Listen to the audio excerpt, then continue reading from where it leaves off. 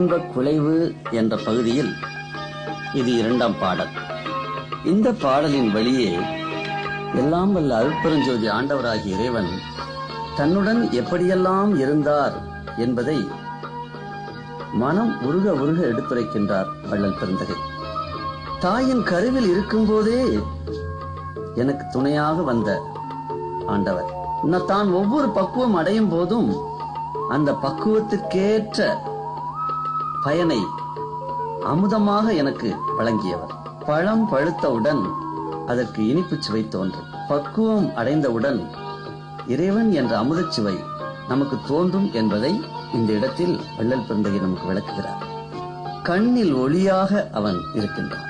நான் கேட்கும் கருத்தில், சொல்லும் கருத்தில் மகிழ்ச்சி ததும்பும் உணர்வாக அவன் இருக்கின்றான்.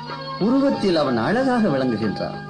என் உயிரிலோ இரண்டர கலந்து உறவாடிக்கொண்டே இருக்கின்றான். உயிருடைய உணர்வில் தோன்றுகின்ற சுகமாக இறைவன் இருக்கின்றான். இப்படியெல்லாம் என்னுள்ளே கலந்த அந்த இறைப்பேர் ஆற்றல் உங்களுடன் கலக்க வேண்டாமா? அதற்குரிய தருணம் இது அல்லவா? சாதாரணமாக விளையாடி கொண்டிருந்த என்னிடமே தானாக வந்து இந்த மெய்ஞான சித்தியெல்லாம் அளித்த பெருங்கருணைமிக்க அந்த அருட்பெருஞ்சோதி ஆண்டவர் உலகத்தில் உள்ள எல்லா மாந்த உயிர்களுக்கும் இதே அருளை வாரி வழங்க காத்திருக்கின்றார். அதற்குரிய பக்குவத்தை நாம் பெற வேண்டாமா? அந்த அன்புகளின் ஆன்மாவாக நாம் மாற வேண்டாமா? இதைத்தான் வள்ளல் பெருந்தகை கருணை நிறைந்த உள்ளத்துடன் நம்மை நோக்கி கூறுகின்றார். என் வாயே பறையாக நான் பறையறிவிக்கின்றேன். இதுதான் அதற்குரிய தருணம். மாந்த உயிர்களே, உலகில் உள்ள மாந்தர் அனைவரும் இந்த தருணத்தை, இந்த பக்குவமான காலத்தை பயன்படுத்திக் கொள்ளுங்கள்.